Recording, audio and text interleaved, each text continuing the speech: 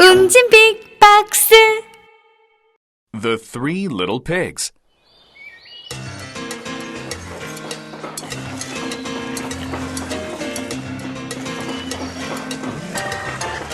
Three little pigs build houses. One pig builds a house of grass. One pig builds a house of sticks.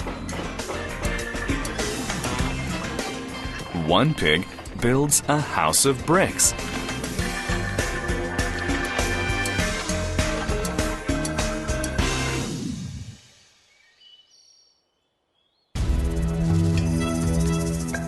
One day, a wolf comes.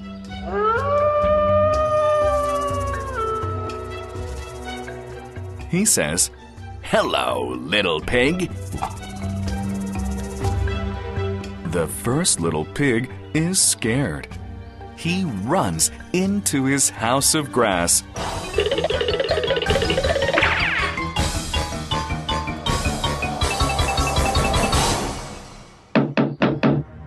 The wolf knocks on the door.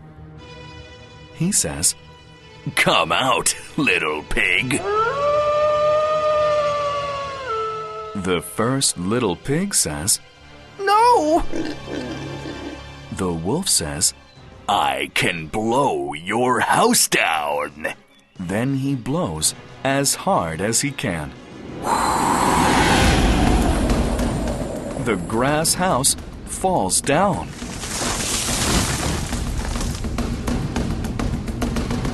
The first little pig runs away.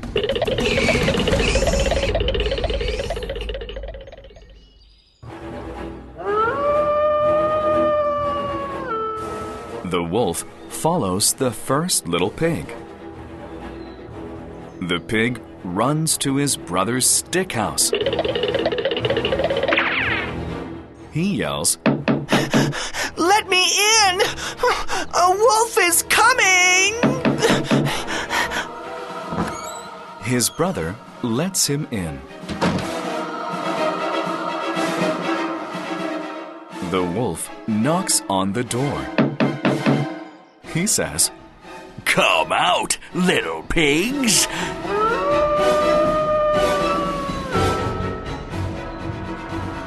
The pigs in the stick house both say, "No!"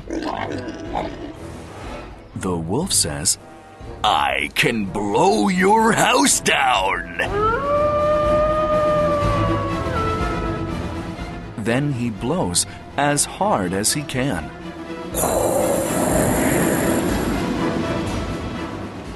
The stick house falls down.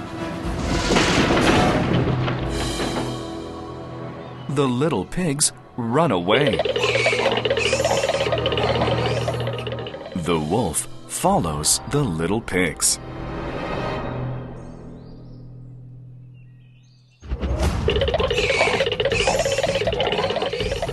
The pigs run to the third little pig's brick house.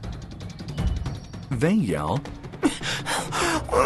"Let us in! A wolf is coming!" Their brother lets them in.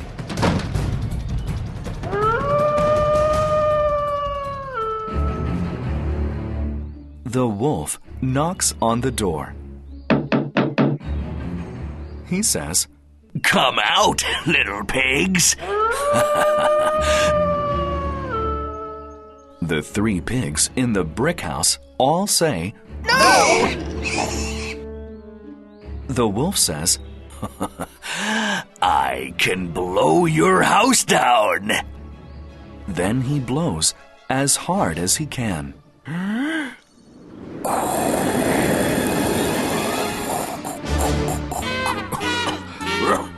The brick house does not fall down. The pigs laugh.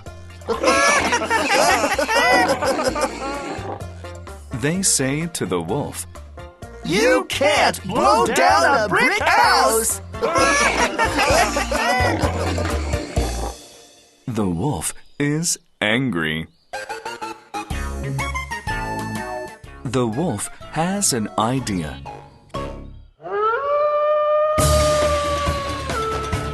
He goes onto the roof of the house. The third little pig sees the wolf. The pig runs into the house. He says, Quick! Let's make a fire! The wolf falls into the fire and burns his tail. The wolf yells, Ouch! Ouch! He runs out of the brick house.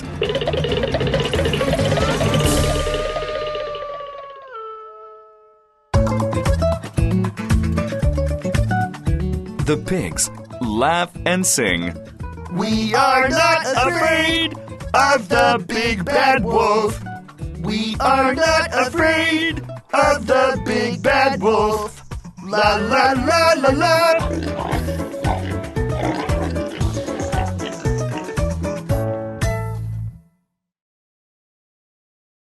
Pinocchio.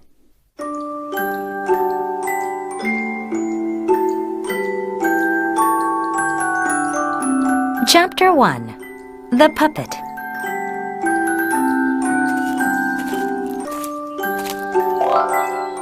Geppetto finds a piece of wood in the forest. He takes it home.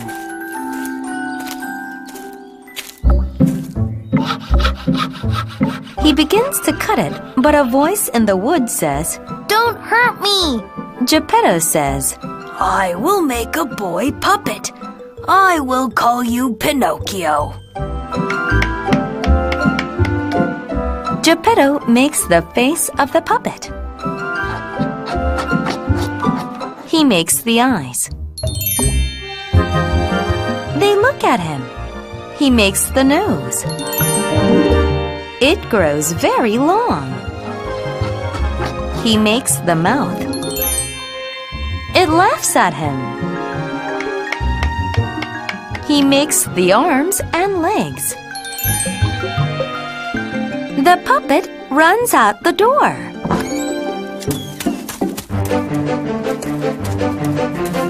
Geppetto chases the puppet. A policeman on the street sees Geppetto chasing the puppet. He grabs the puppet by its long nose. He gives the puppet back to Geppetto. Geppetto is very angry. He says, "Just wait until we get home, Pinocchio."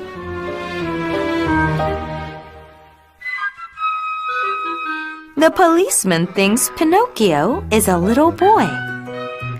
He thinks Geppetto will hurt the boy. He makes Geppetto let Pinocchio go. Then the policeman takes Geppetto to jail.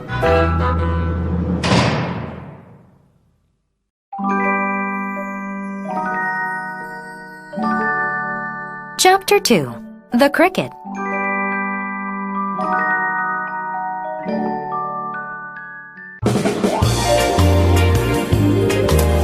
Pinocchio runs home.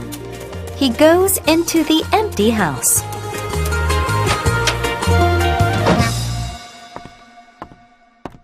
Pinocchio sits on the floor. He feels something in his stomach. He is hungry. He looks all around the house, but he can't find any food. Then he hears a noise. Pinocchio asks, "Who is there?" A cricket says, "It is me. I want to tell you something." Pinocchio asks, "What is it?" The cricket says, "Little boys who do not listen to their parents get into a lot of trouble." Pinocchio is mad at the cricket. He throws a hammer at it, and the cricket runs away.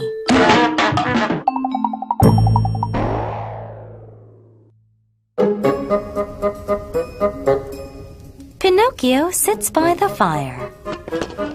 It is warm, so he puts his feet up. Soon, he falls asleep. During the night, the fire slowly burns his wooden feet to ashes.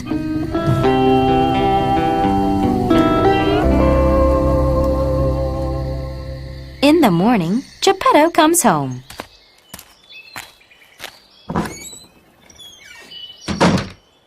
He is sad to see Pinocchio's legs with no feet. He makes 2 new feet for Pinocchio.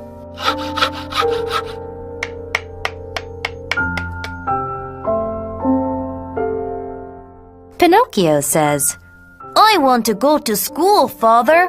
Then I can be a good son. But I don't have an ABC book.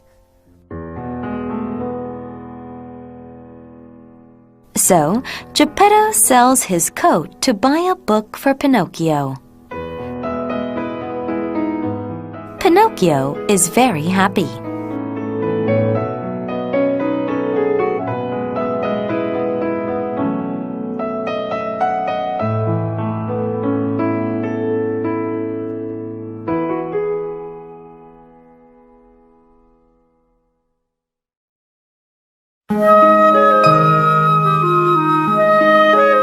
Chapter 3. The Puppet Show.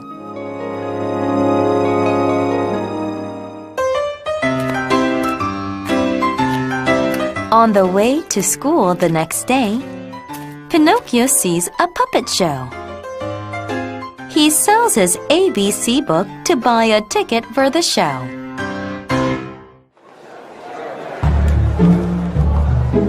The puppets on the stage see Pinocchio. They ask him to come on to the stage. The audience is angry. Fire Eater, the man who owns the puppet show, comes out. What is going on? He yells. He sees Pinocchio and says, You are making trouble. Stay on the wall and we'll talk about this tonight. Then Fire Eater hangs Pinocchio on a nail on the wall.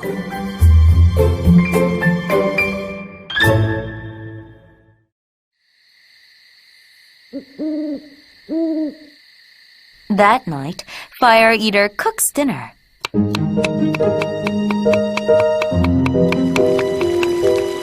But he needs more wood for the fire. He looks at Pinocchio and says, I can use you in my fire. Pinocchio remembers the night his feet burned to ashes. He begs for his life. Please don't put me in the fire! Pinocchio cries. Fire Eater has pity and says, All right, I'll use another puppet in my fire. But Pinocchio is now friends with the other puppets. He does not want to see one of them burned. He says, Please, sir, don't hurt any of them. I will go into the fire. Fire Eater says, You are very brave, little puppet. Here are 5 gold coins. In the morning, take them with you and go home. I won't burn any puppets tonight. I will eat my dinner half-cooked.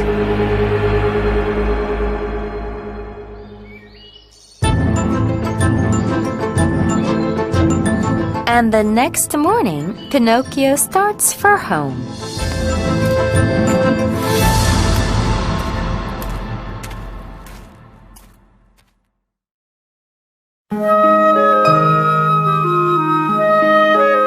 Chapter 4. Robbers.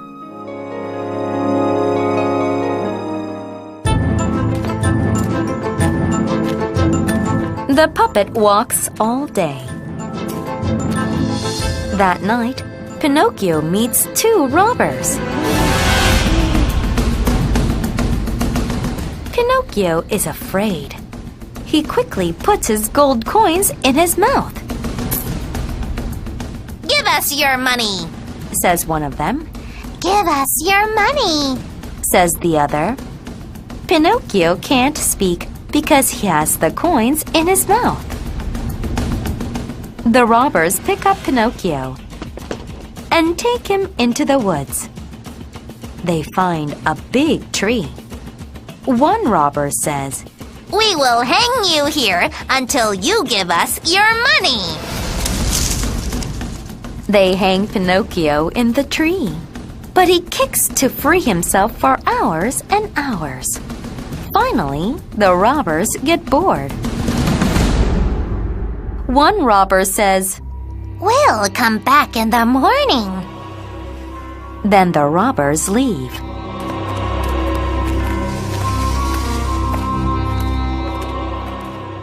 Far away, Pinocchio can see a small white house between the trees.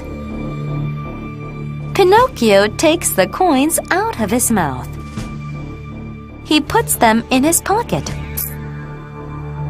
Then he yells for help. At the house, a fairy with blue hair looks out a window. She sees Pinocchio hanging in the tree. She brings the puppet back to her house and takes care of him until morning.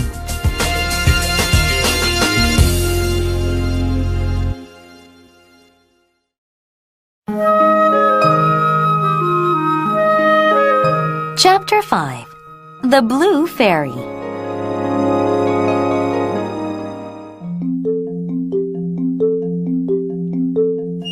Pinocchio tells the fairy his story. She asks him about his gold coins. They are in his pocket, but he lies to her. He says, I lost them. Then Pinocchio's nose grows very long. The fairy says, You're lying, silly boy. Lying makes your nose grow. Pinocchio's nose is too long. It hits things when he moves his head. The fairy calls some woodpeckers. They make Pinocchio's nose short again. Pinocchio tells the fairy, I love you. The fairy says, I love you too. Live here as my little brother. Go and bring your father. Pinocchio says he will and leaves the fairy's house.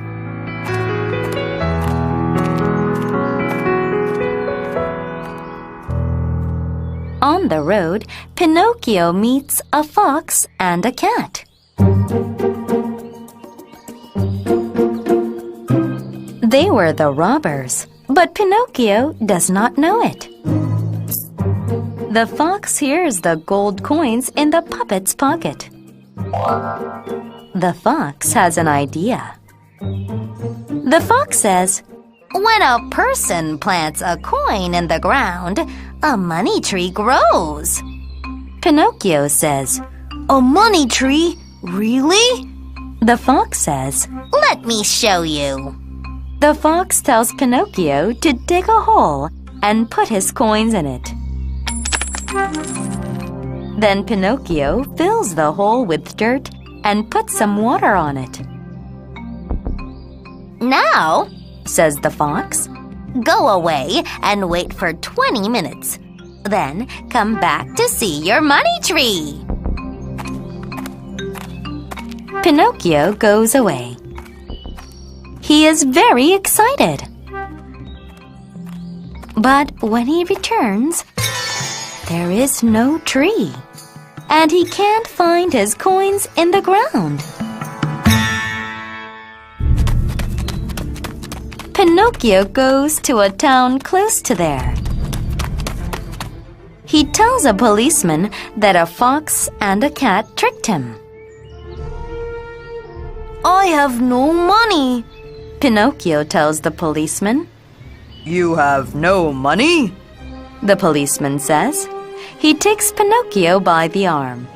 People with no money make trouble. You must go to jail.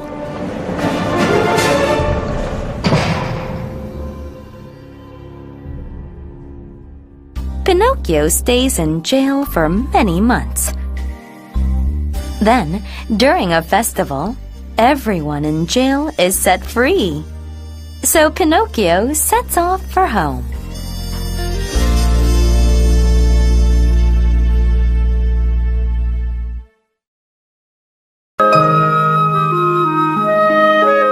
Chapter 6. Playtime Land.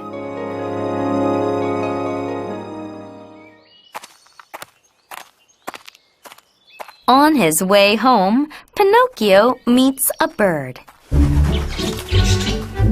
The bird asks, Are you Pinocchio? Pinocchio says, Yes. How do you know my name? The bird says he knows all about Pinocchio. He knows the blue fairy is gone because her little brother never came home. He also knows Geppetto is going across the sea to look for the little puppet. Pinocchio is worried about Geppetto. He tells the bird, I must find my father. The bird says, Get on my back. I will help you find him.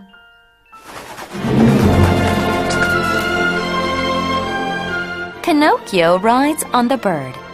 They fly to the sea. They fly to an island. The blue fairy lives there. They are both happy to see each other. Pinocchio lives with her and promises to be good. He even starts school.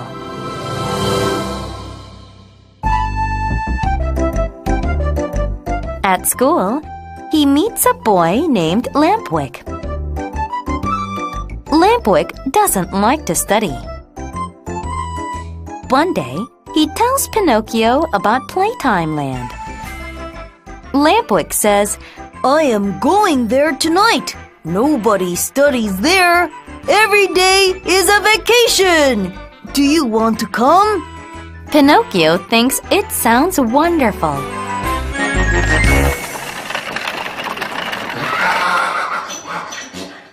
A donkey cart arrives, and both boys get in.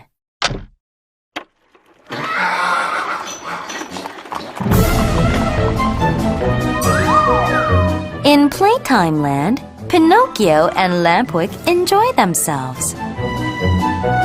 They meet lots of other boys, and they play all day. Pinocchio says, What a beautiful life! See, I was right, says Lampwick. Then, one day, Lampwick wakes up with donkey ears. Pinocchio has them too. A mouse tells them, You have donkey fever. All boys who only play and never study turn into donkeys. A few minutes later, both boys turn into donkeys.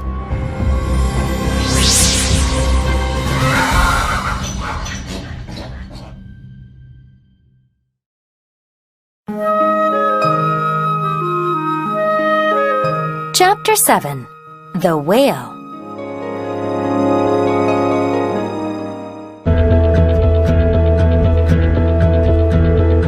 The man from the donkey cart comes. He sees that the two boys are now donkeys.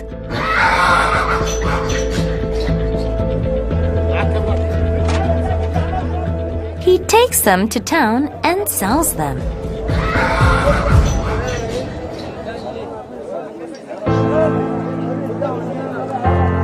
The man sells one donkey to a farmer. That donkey is Lampwick. He sells the other donkey to a man who makes drums. That donkey is Pinocchio.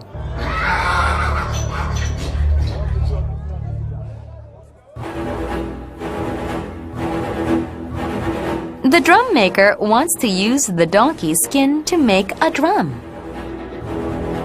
But first, he must kill the donkey. The man ties a rope onto Pinocchio and throws him into the sea.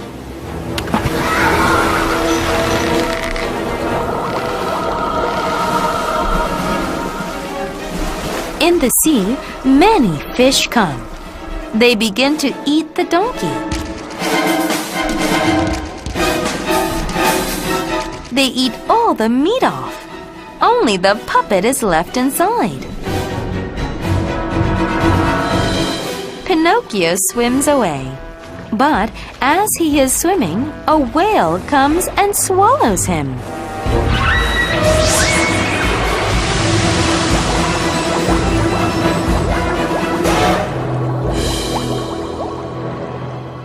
Inside the whale, it is very dark. Pinocchio sees a tiny light. He walks to the light and he finds his father.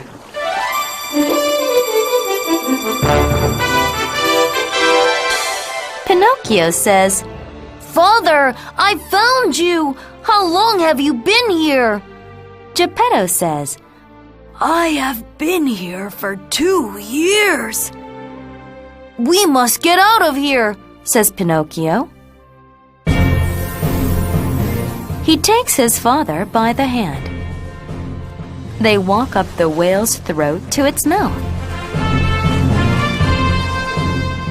The whale is old, so it sleeps with its mouth open. Pinocchio and Geppetto climb over the whale's teeth and jump into the sea. Geppetto rides on the puppet's back as Pinocchio swims for land.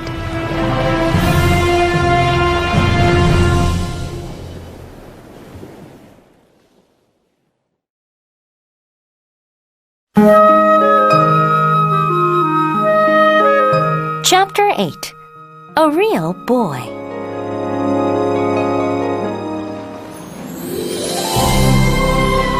Pinocchio swims to land. His father is weak and tired.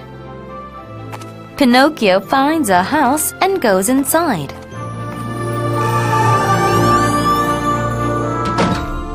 He does not see anyone, so he asks, Is anyone here? I am here, says a cricket. My dear cricket, says Pinocchio. The cricket says, Now I am your dear cricket? You try to hit me with a hammer. You are right, cricket, Pinocchio says. You can send me away, but please let my father stay. The kind cricket says, You can both stay. Pinocchio asks, Where did you get this nice house? The cricket says, A blue fairy gave it to me. When will she come back? The puppet asks. Never, says the cricket. Pinocchio is sad to hear this.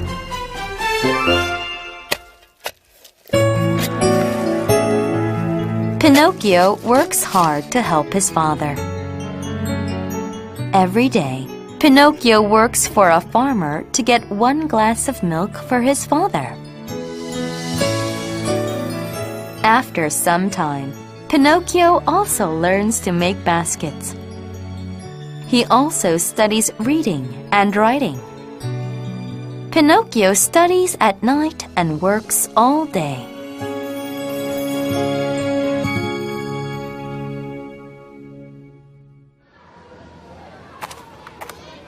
One day, Pinocchio goes to town to buy new clothes. On the way, he learns from a friend that the blue fairy is sick. Pinocchio gives 4 coins in his pocket to the friend. He says, Use these to help my fairy. In a few days, I will give you more.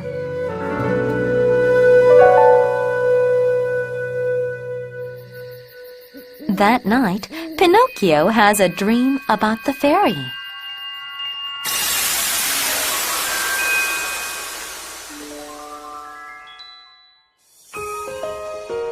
When he wakes up, he is a real boy.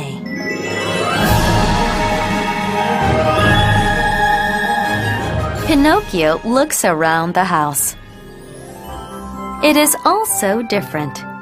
He and his father now live in a nice house, and they both have nice clothes. Geppetto tells Pinocchio, This is your reward. When boys try to be good, it changes everything. Pinocchio tells his father, How funny I was when I was a puppet! But how glad I am to be a real boy!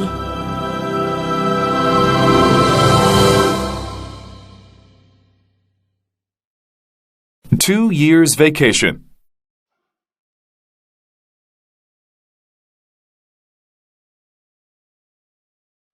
Chapter 1. Something is wrong.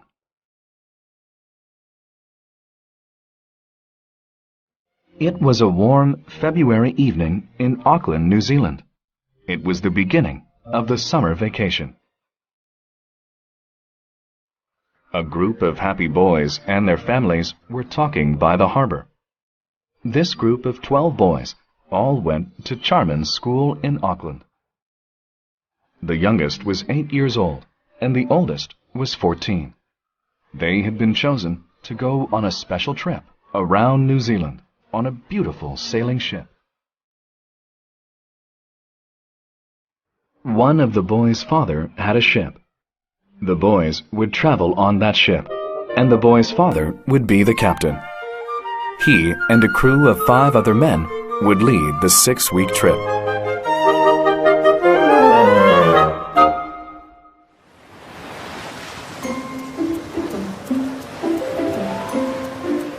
The boys said goodbye to their parents and took their bags onto the ship. One of the older boys, Gordon, even brought along his little dog, Fan.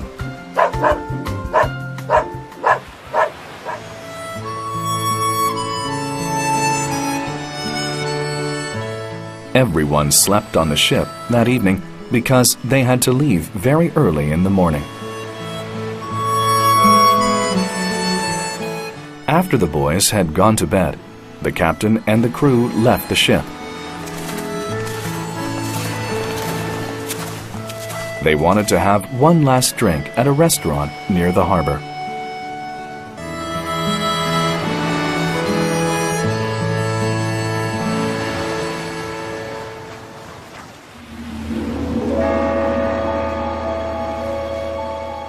An hour later, Gordon woke up.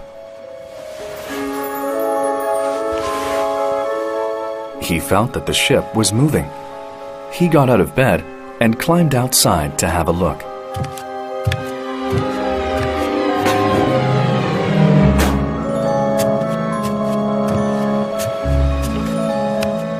He realized that the ship was floating away.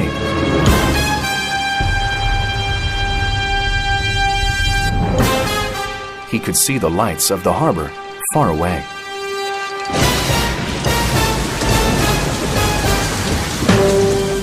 Gordon woke up 3 other boys, Bryant, Moko, and Donegan. However, there was not much they could do. A strong wind was taking them away from land. Only Moko and Bryant had been on a sailing ship before. They tried to put up the sails, but the sails were much too heavy.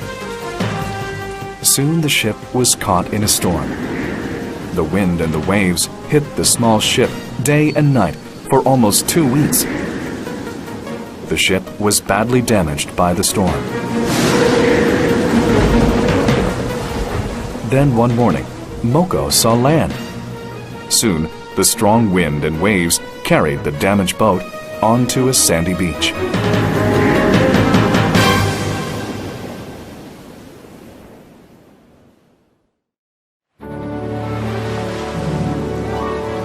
Chapter 2. A New Land. Everyone was all right. The boys climbed off the ship and began to look around. From the beach, the boys saw a line of trees not far away. behind the trees was a cliff rising about 30 meters high. The boys would have to stay on the ship until they could find a safer place to stay. First, Gordon made a list of everything on the ship. There were many kinds of tools, fishing poles, a gun, and other supplies. They also found warm jackets and blankets. There was enough food to last for 6 weeks. However, they knew they would probably be there much longer. They needed to make the food last.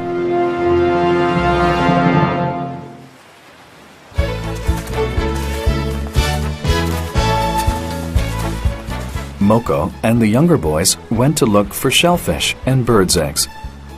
Donegan was a very good hunter. He took a gun and went to hunt birds with Fan.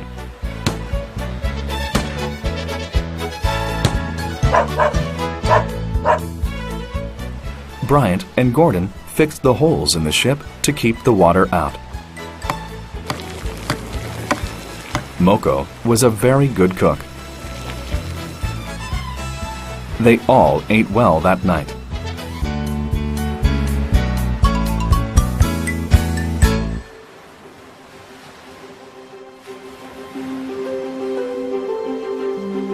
The next day, the oldest boy, Bryant, wanted to climb to the top of the cliffs. He wanted to get a better look at this land. Bryant left after breakfast. He took the gun, a telescope, and some food.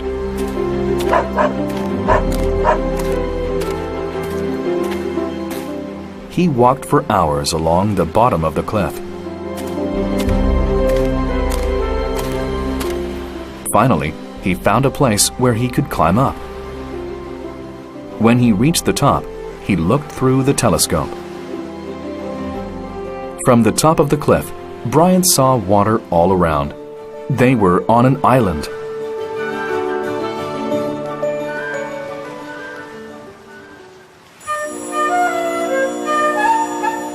When Bryant told the other boys, Donegan did not believe him. They started to shout at each other. Luckily, Gordon was good at making peace. He suggested that they all go to have a look for themselves.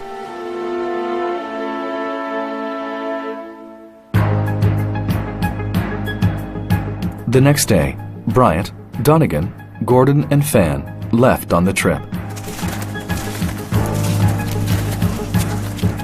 They thought they would be gone for several days.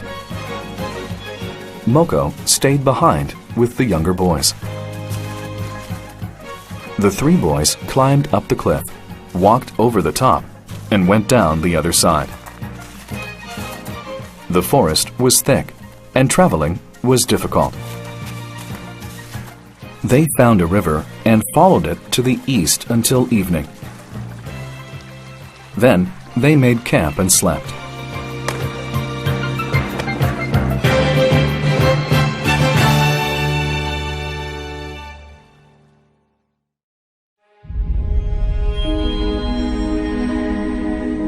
Chapter 3. The First Visitor.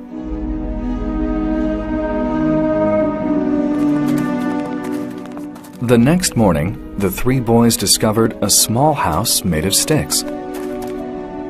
They also discovered a piece of pottery. The house and the pottery were very old, but now the boys knew that people had come to the island. The boys kept following the river.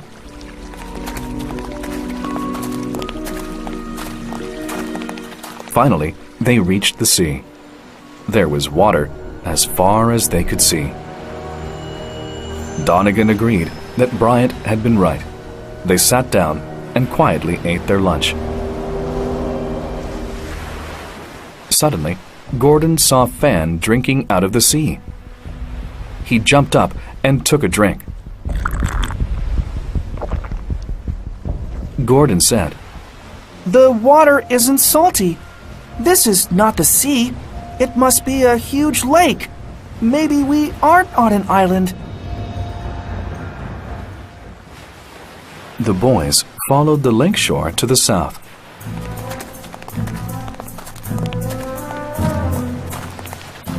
After an hour, they came to another river. Here, they saw all kinds of ducks and other birds. The boys turned and followed the river back to the west. Soon, they began to see the cliff. Bryant said, Look over there by the water. The boys saw an old boat under a tree. It was very old and broken, so they could not use it. However, they saw some words cut into the tree. FB 1827. Suddenly, they heard Fan barking loudly. The boys followed the sound and found Fan standing by some bones. Were these bones from a person? Was this FB? Donegan noticed a cave at the foot of the cliffs. It was very large. Bryant thought it would make a good home for the boys. Inside, they found an old bed, a small table, and a wooden box full of cooking tools. On the table, Gordon found a journal. The name François Boudin was written on the cover. Gordon opened the journal and began to read.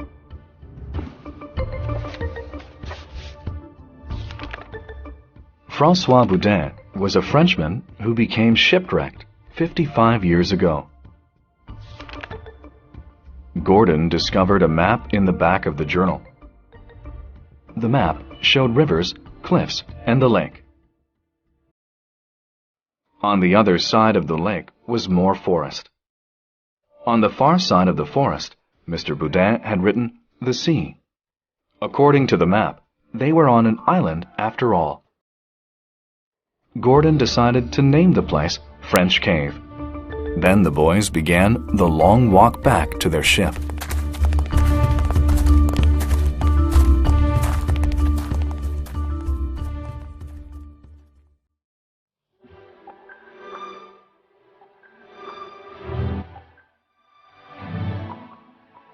Chapter 4. A New Home.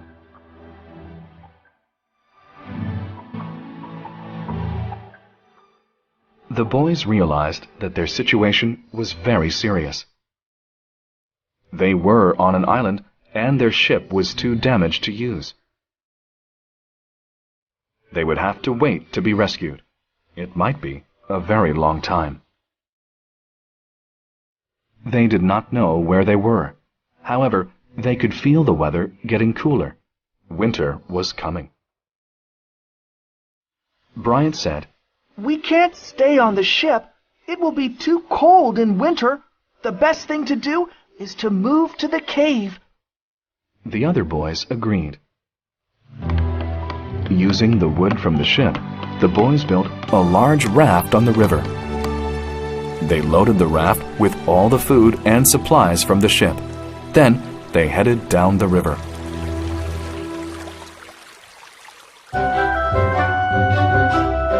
It took a full day to reach French Cave.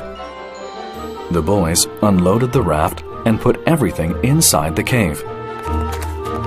The boys had taken the beds, the table, and the cooking stove from the ship. Soon, the cave began to look like a home. Bryant even made a strong door for the front of the cave. Donegan went hunting along the river. The boys had more than enough ducks to eat for many nights. There were also rabbits and small pigs. The younger boys also had good luck fishing in the river.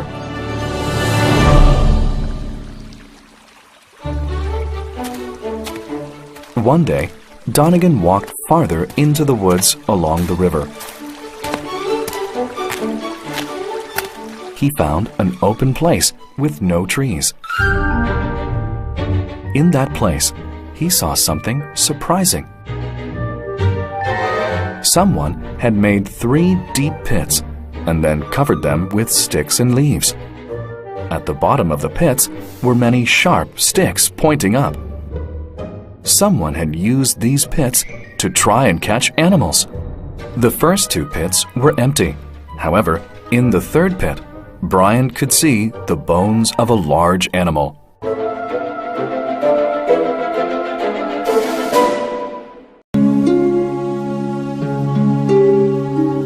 Chapter 5. A Second Look.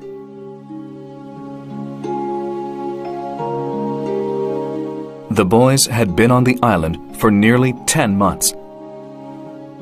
They had done well, even with many difficulties. Bryant decided it was important for the younger boys to have school. Gordon put together a schedule of classes. They used books from the ship. The winter passed without any problems. However, their situation was still serious. How many years would they have to wait until they were rescued? The weather was getting warmer.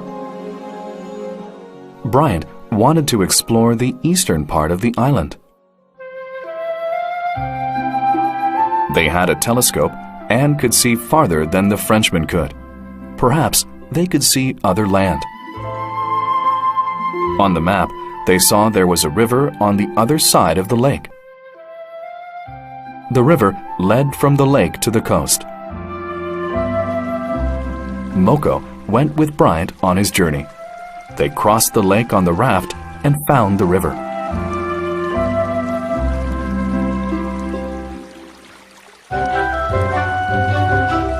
After camping for the night, they followed the river to the sea. The 2 boys arrived at the coast just as night was falling. The shore there had more rocks than on the other side of the island. Moko found a place to put up the tent. Bryant climbed to the highest place he could find.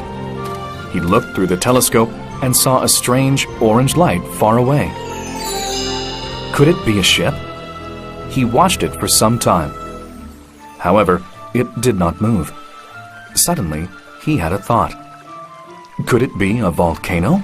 Yes, that would mean that other land was nearby. Bryant began to climb back down. Suddenly, he saw something strange about a kilometer down the shore. He put the telescope to his eye. Bryant's heart jumped. It was a large boat on its side. Bryant rushed back to camp before it got too dark. He told Moko all that he had seen. Moko agreed it would be best to wait until morning to explore.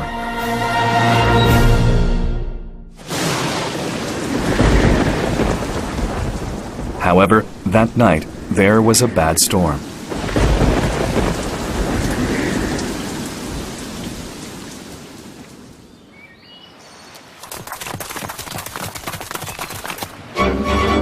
In the morning, the boat was gone. Moko guessed that the boat had been lost in the storm. Had there been anyone on the boat? The 2 boys looked for footprints. But the shore was too rocky.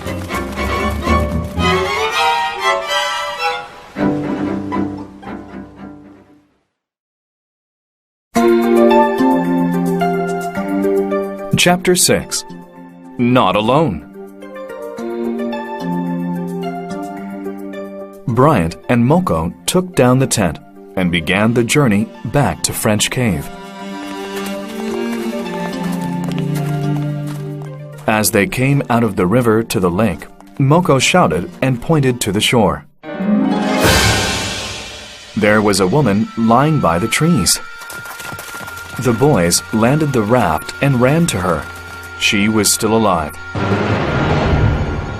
After a drink of water and some food, the woman began to speak.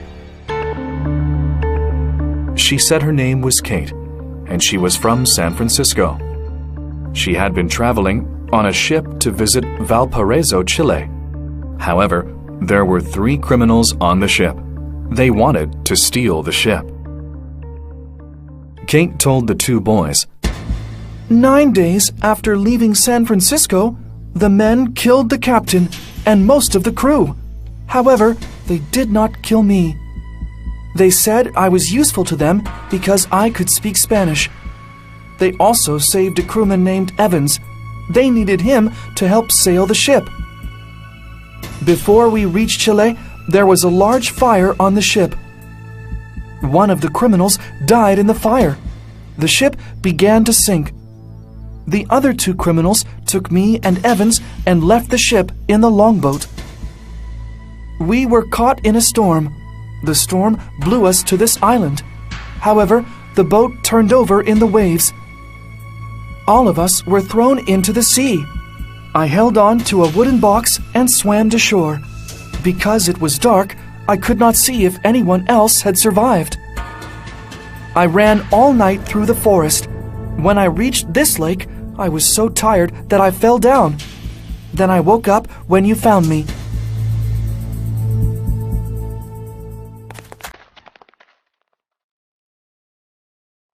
The boys and Kate returned to French Cave.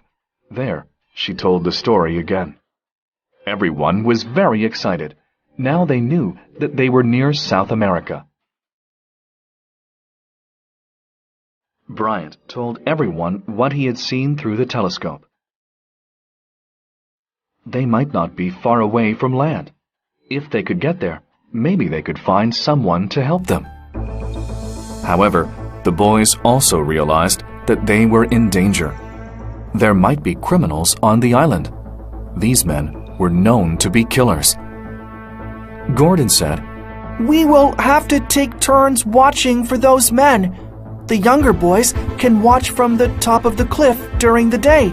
At night, the older boys can take turns guarding the door to the cave.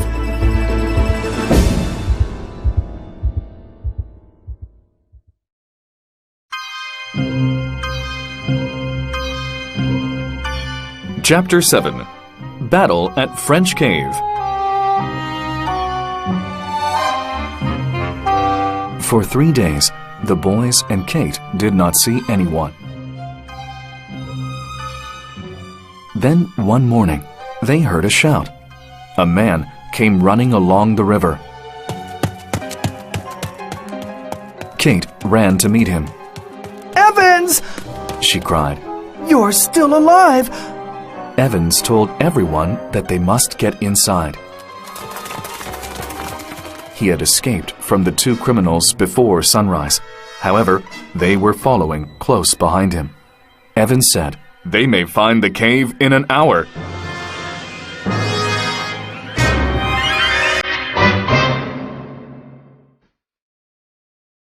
Kate and the younger boys stayed in the cave. They put beds, boxes, and other heavy things behind the door. The boys only had one small gun for hunting. Both of the criminals had big guns. The only way to fight the criminals was by surprise. The boys knew the land around the cave very well. Evans had an idea. He told the boys about it. He said, Bryant can make the men chase him. Then he can lead the men to us. Bryant walked a little way up the river. In a short time, he heard voices. Then he saw 2 men walking along the river. The 2 men immediately started to chase Bryant. Bryant ran. He led the men between 2 large boulders. Evans, Gordon, and Moko were hiding behind them. As the men ran past the boulders, Evans threw a net over them. However, only 1 man was caught in the net. Moko and Gordon jumped on him and took his gun away. Evans ran to fight the other criminal. But the man was too fast. The man hit Evans on the head with his gun. Evans fell to the ground and did not move. The man lifted his gun to shoot the boys. Suddenly, there was a loud sound. It came from the cliffs. The man shouted in pain and dropped the gun. Donegan had saved them by shooting the criminal in the hand. The first man threw off the net, and the two criminals ran into the woods. The boys chased them. Suddenly, they heard the sound of sticks breaking and shouts of pain.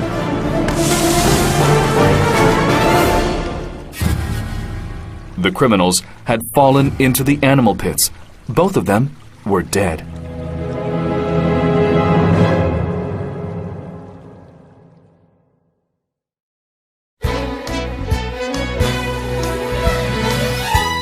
Chapter 8. Home at Last. Kate and the younger boys came out of the cave. Evans had a bad cut on his head. Bryant and Gordon helped him back to the cave. There, Kate cleaned the cut and made a bandage for his head. The boys told Evans their story. He was amazed. The boys had survived without the help of any adults. Bryant told Evans about the boat that he had seen on the beach the day before the storm. Evans said, "The boat you saw was not lost to the sea. The men moved it to a hiding place. It is damaged. However, with the tools in French Cave, we can easily fix it."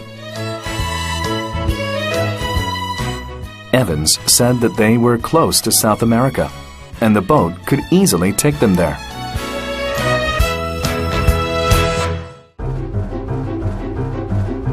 For the next few weeks, they all worked on the longboat and prepared for the journey. The boat was just big enough to hold them all. For the journey, they would put supplies on the raft and pulled it behind the boat. Soon, they said goodbye to the island that had been their home for almost 2 years.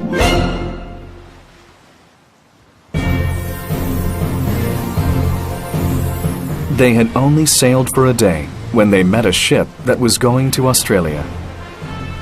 The captain was happy to take them all to New Zealand. In a few weeks, the boys were together with their families. They told them about their adventures on the island. Everyone was amazed at the brave and intelligent boys from Charman School.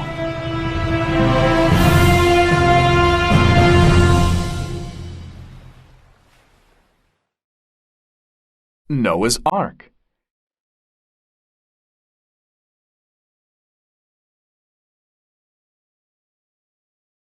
God looks at the world.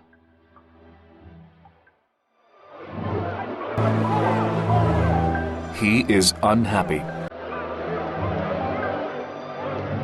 The people are mean and bad. He is sorry he made the world. God thinks, I will destroy everything.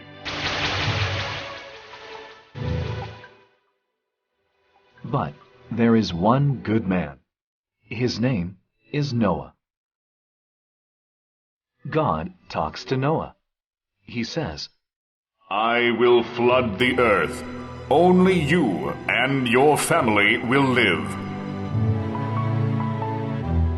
Noah listens carefully. God says, Build a big boat. Make a very big boat with many rooms.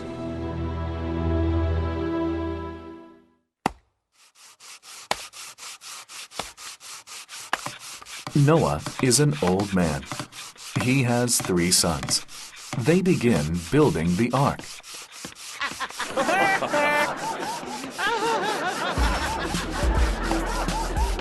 All the people laugh. Are you crazy? What are you doing? They ask. A flood is coming. says Noah. No, it isn't. They all say.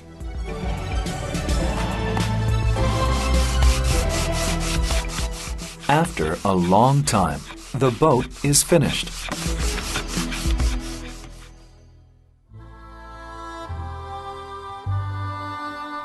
God says, Bring 2 of every kind of animal onto the ark. 1 boy and 1 girl. You need food too. Food for the animals. Food for your family. Noah does what God says.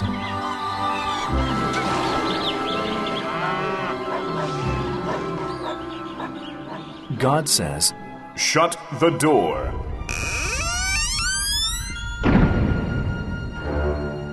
Noah shuts the door of the ark. It begins to rain.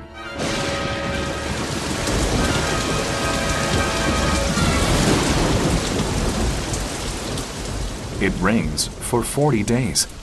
Water covers the highest mountains. Noah, his family, and the animals are happy on the ark. They are dry and safe. After many days, God sends the wind. The water starts to go away. The wind blows for 150 days.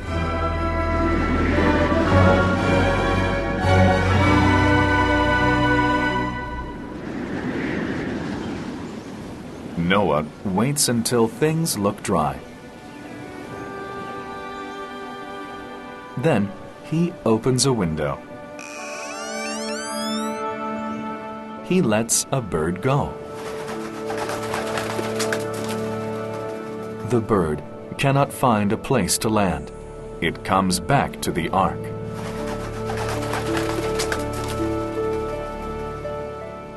Noah does this a few times.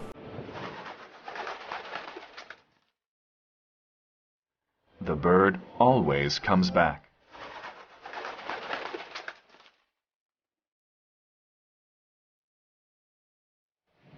One day, the bird does not come back. It is happy outside. Then God says, The earth is dry. Leave the ark. Noah and his family thank God. God says, I will never flood the earth again.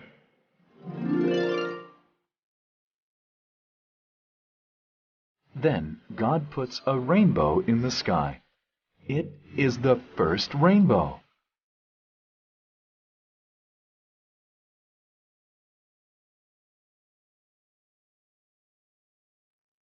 The last leaf. Chapter 1. The Artists.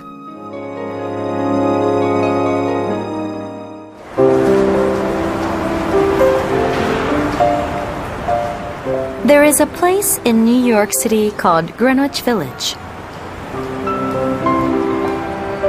It is a village that is part of the big city. The village has many small streets and is full of old apartment blocks. It is a cheap place to live because the rent is not too high. Many poets and artists live there because they are poor.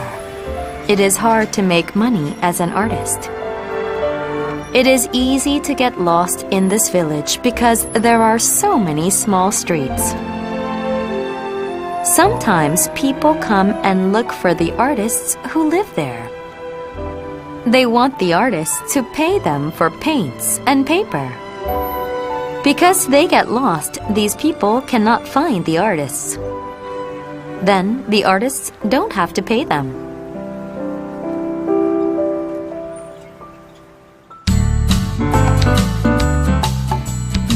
Sue and John C. lived in this village. They were artists. They lived on the 3rd floor of an old brick building. Sue was from Maine, and Johnsy was from California. Johnsy's real name was Joanna, but our friends called her Johnsy. Sue and Johnsy met at a restaurant in May. They started talking. They found that they were similar in many ways. They both liked many of the same things.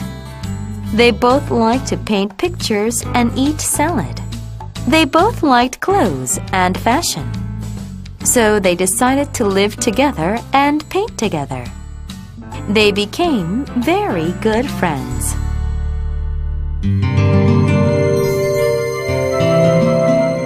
However, 6 months after Sue and Johnsy moved in together, something terrible happened. It was November, and it was very cold in New York. A bad illness made many people in Greenwich Village very sick. A lot of people got fevers and died. The doctor said the illness was called pneumonia. It was a very bad kind of cold. The illness was like an old man with long, cold, thin fingers. If the old man's cold fingers touched you, you would get sick. Johnsy was a small and weak woman. It was hard for her body to fight illnesses, so she caught pneumonia. She got very, very sick. She couldn't eat. All she did was lie in bed all day, looking out of the window.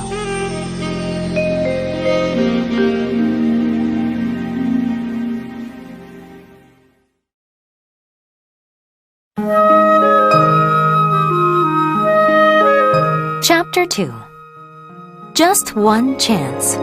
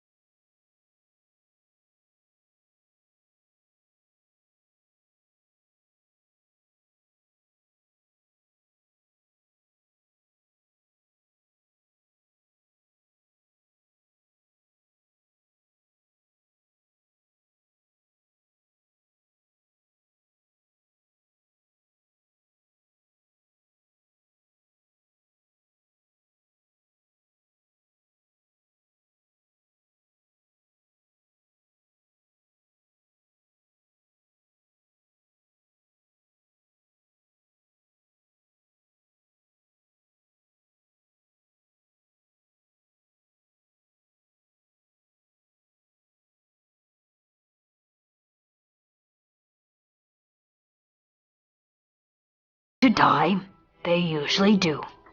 Even medicine cannot help them. Sue, the doctor urged, you must try to get Johnsy excited about life. Why don't you talk to her about fashion? Ask her a question about new winter coats. Ask her which coats she likes.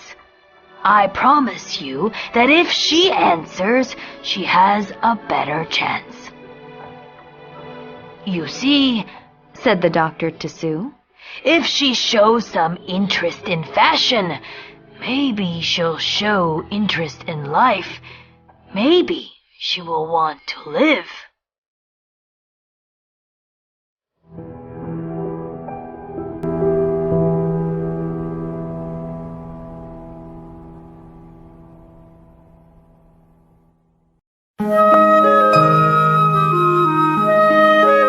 Chapter 3. Sue Must Work.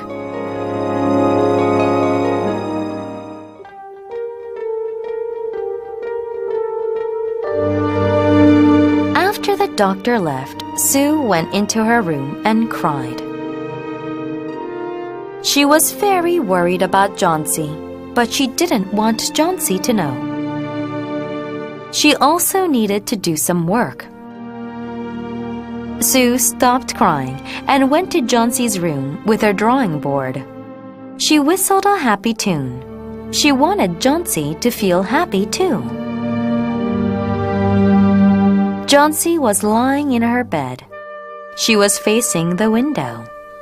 Sue stopped whistling because she thought Johnsy was sleeping. Sue began drawing with a black pen. She was drawing a picture for a magazine. It was a good way for a young artist like Sue to make money. Poor writers made money by writing stories for magazines. Poor artists made money by drawing pictures for them. Then one day, if they made enough money, the artists and writers could be famous. They could write books and paint beautiful pictures. But right now, it was necessary for Sue to make money to buy food. She drew a picture of a handsome cowboy. She drew his smart pants and his eyeglasses. Then she heard a strange sound. It came from Johnsy's bed.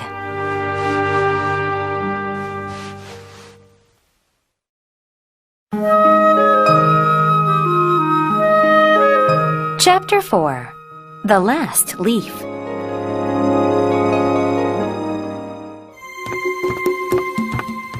Johnsy's eyes were wide open. She was looking out of the window. She was counting backwards. 12, said Johnsy softly.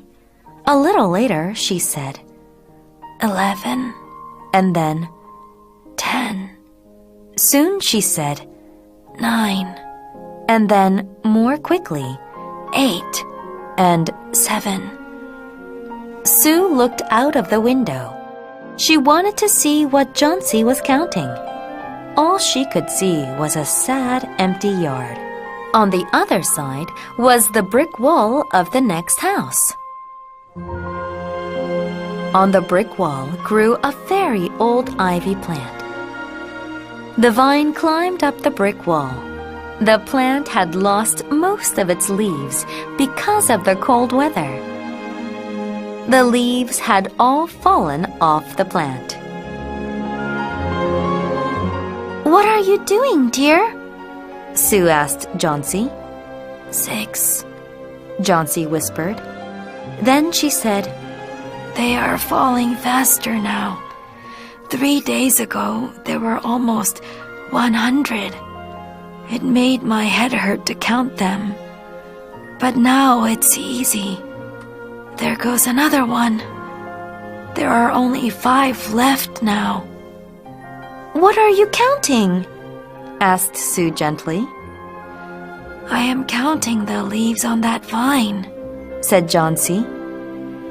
"When the last leaf goes, I must go too. Then I am going to die."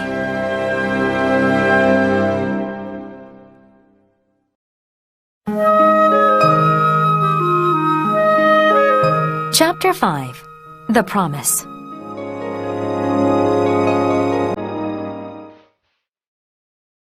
"Don't be silly," said Sue. "You are not going to die when the last leaf falls. The doctor told me this morning that you will get better soon. He said you had a good chance of getting better." Sue asked Johnsy if she wanted to eat some soup. But Johnsy didn't want to eat. "Well, I have to finish my drawing now. I want to buy some pork chops for tomorrow's dinner," said Sue. "I'll use the rest of my money to buy you some delicious sweet wine." "You don't have to buy me wine," said Johnsy.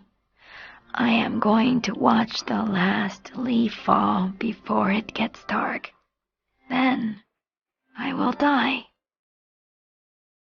"Look," Johnsy said. "Another leaf has fallen. There are not many left now." Sue was scared, but she pretended that she was not. Sue asked Johnsy to make her a promise. She said, "Please, promise me that you will close your eyes while I finish my drawing. I don't want you to look out of the window while I am working, but I need the light to finish my drawing. It must be finished by tomorrow." Johnsy asked Sue why she couldn't work in another room. "I want to be here with you," said Sue. She did not dare to leave Johnsy alone. So Johnsy closed her eyes. "Tell me when you have finished," she said. Then she fell asleep.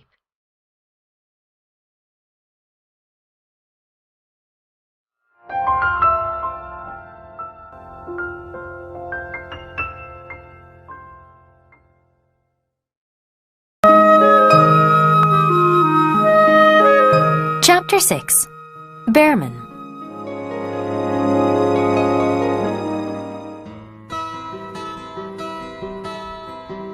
While Johnsy was sleeping, Sue went to visit Bearman. He was a painter, too. He lived on the ground floor of the building. Bearman was an old man. He was more than 60 years old. He had a long, curly beard, a big head, and a small body. Bearman was not a good artist. He had tried to paint pictures for 40 years, but he was never any good at it. He always said he was going to paint a wonderful picture, but he never started. For many years, he had painted almost nothing. He made money by working as a model for other artists. Sue wanted him to model for her magazine drawing. She wanted him to model as a lonely old miner. Bearman liked to drink. He drank too much, and he was often angry. He said he didn't like weak people, but he liked Sue and Johnsy very much. He wanted to protect them from bad things. Sue found Bearman in his apartment. The old man did not smell very nice. He smelled like gin. There was not a lot of light in the room. A wooden painting stand was in the corner. On the stand was an empty white canvas. It had been empty for 25 years.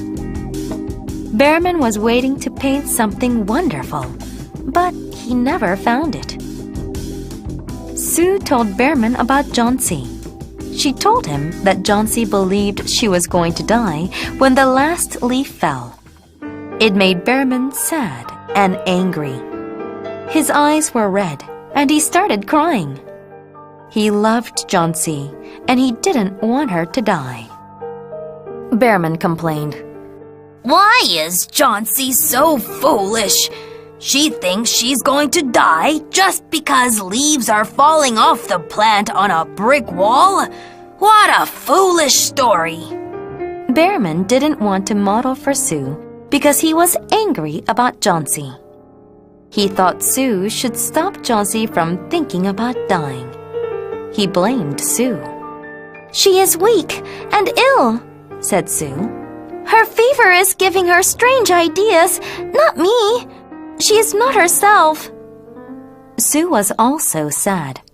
"You don't have to pose for me," she said to Bearman, "but I think you are a wicked old man." Bearman felt sorry. He said he would model for Sue's picture. Let's go to your house to do some work, he said. This is not a good place to be sick, said Bearman as they walked upstairs. One day, I am going to paint my masterpiece. Then I'll make lots of money, and we can leave here. We can live somewhere nice.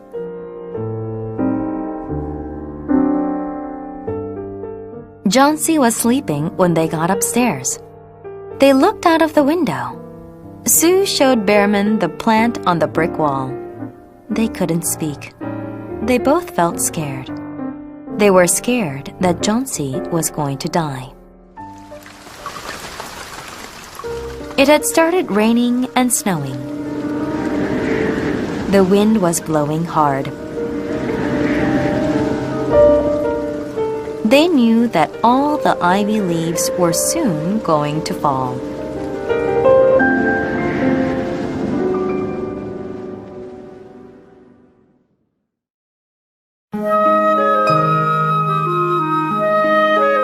Chapter 7. Johnsy wakes up.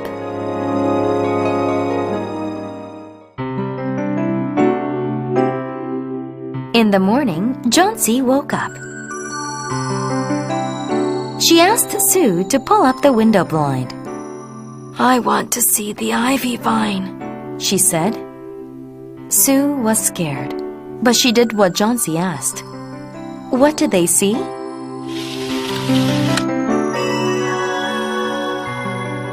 After all of the rain, snow, and wind, one ivy leaf was still on the vine. It was the last one. It was dark green near its stem and yellow at its edges. It's the last one, said Johnsy. I was sure it was going to fall in the night. I heard the wind blowing, but it will fall today. And then I am going to die. Dear, dear, said Sue. Please don't think like that. What about me, your little Susie? What will I do if you die? But Johnsy didn't answer. She was getting ready to die. She could not think of her friend Sue.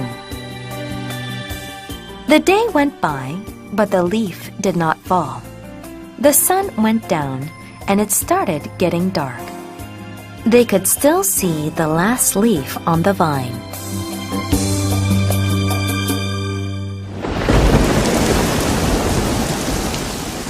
That night, another storm started. The wind blew and the rain fell.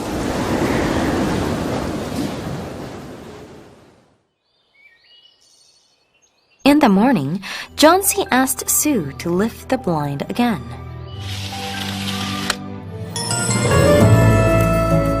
The ivy leaf was still there.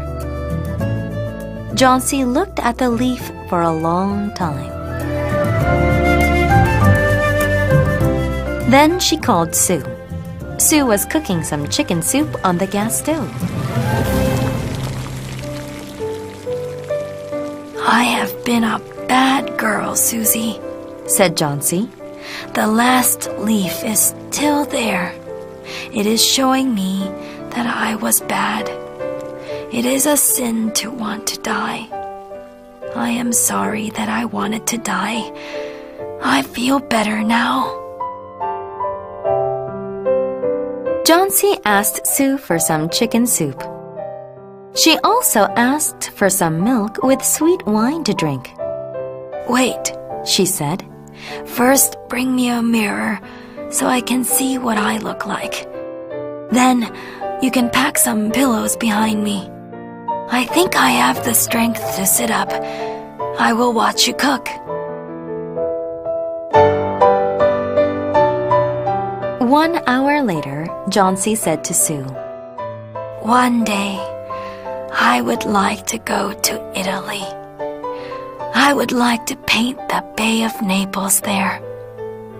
Then Sue was positive that Johnsy was not going to die.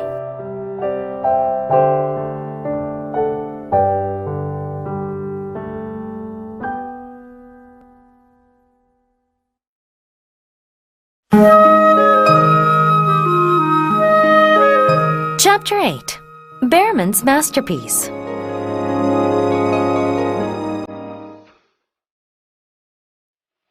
afternoon, the doctor came.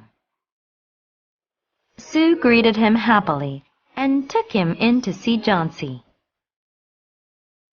After the doctor had been with Johnsy, he talked to Sue alone. "Is she going to be all right, doctor?" asked Sue. Even chances, he said to Sue, taking her thin, shaking hand in his. If you nurse her well, she will live. Then the doctor told Sue that he had to go and see Berman. Sue was very surprised. The old artist who lives downstairs is very ill. He also has pneumonia, said the doctor. He is a weak old man, and it's very serious. There is no hope. I am afraid that he is going to die. The doctor took Berman to the hospital so that he would be comfortable when he died. Sue did not tell Johnsy.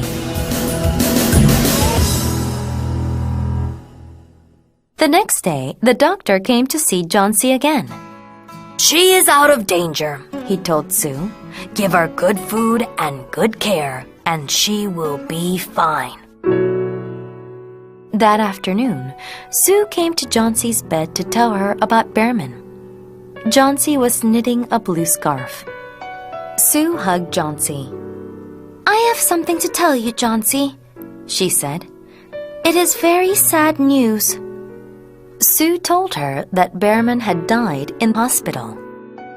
"He was very sick for 2 days. He had pneumonia, like you."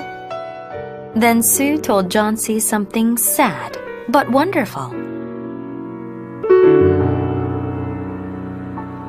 "The man who cleans our apartment building found Berman in his room 2 days ago. His clothes and shoes were all wet. He was freezing cold. No one could understand why Berman was so wet and cold. No one knew why he was outside on such a stormy night, full of rain and snow. Later, they found a lamp and a ladder. They also found some green and yellow paints and some paintbrushes." Sue asked her friend, "Do you realize what Berman did, Johnsy? Look out of the window at the last ivy leaf. Can you see how still it is? It doesn't move when the wind blows because it is a painting. It is Berman's masterpiece. He painted it on that stormy night when the last leaf fell. He painted it there so that you would live."